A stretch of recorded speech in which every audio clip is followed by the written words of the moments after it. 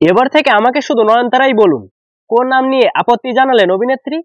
অপরদিকে কিয়ারা আডবাণীর ডন 3 থেকে বাদ, এখন 13 কোটি রুপি হারাতে পারেন।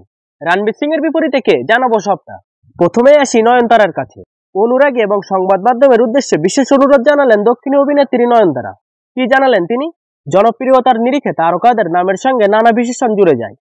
বিগ বি থেকে বাচ্চা, তালিকা দীর্ঘ। দক্ষিণ অভিনেত্রী নয়নতারাকে যেমন অনুরাগীরা লেডি সুপারস্টার নামে সম্বোধন করতে পছন্দ করেন, তবে এই বিষয়টি নিয়ে এবারে আপত্তি জানিয়েছেন নয়নতারা। সমাজ মাধ্যমে একটি দীর্ঘ বিবৃতি দিয়েছেন নয়নতারা। নিজের এক্স হ্যান্ডেলে তিনি জানিয়েছেন এরপর থেকে তাকে যেন আর লেডি সুপারস্টার নামে না ডাকা হয়। নয়নতারা লেখেন, আমার বিনীত অনুরোধ, আমাকে নয়নতারা বলেই ডাকুন, কারণ এই নামটা আমার হৃদয়ের কাছে। এখন আপনারা কি নামে ডাকবেন, লেডি সুপারস্টার নাকি নয়নতারা? অপরদিকে রণবীর সিং এর ডন 3 শীঘ্রই শুরু হতে চলেছে। বর্তমানে ফারহান আখতার তার দ্বিতীয় ছবির শুটিং এ ব্যস্ত, তারপরে ডন 3 এর কাজ শুরু করবেন। তবে এখানে একটি সমস্যা দেখা দিচ্ছে। এই ছবিতে রণবীর সিং এর বিপরীতে কিয়ারা আডবাণীর উপস্থিতি ছিল।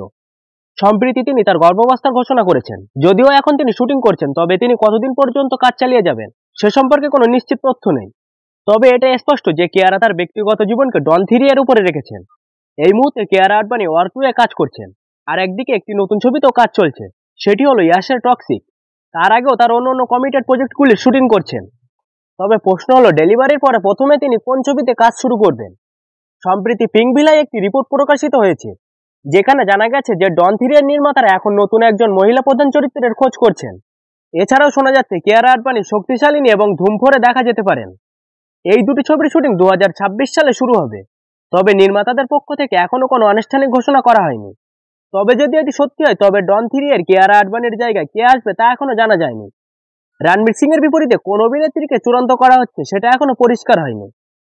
কিছুদিন আগে একটি রিপোর্ট প্রকাশিত হয়েছিল, যেখানে বলা হয়েছিল যে কিয়ারা আডবাণী ডন 3 এর জন্য সবচেয়ে বেশি পারিশ্রমিক পেয়েছেন। তিনি 13 কোটি রুপি নিয়েছেন। যদি তিনি এই ছবি থেকে বাদ পড়েন, তবে তার জন্য বড় ধরনের ক্ষতি হবে। তবে এটা হতে পারে যে ডেলিভারির পর কিয়ারা প্রথমে ডন 3 এর কাজ শুরু করবেন।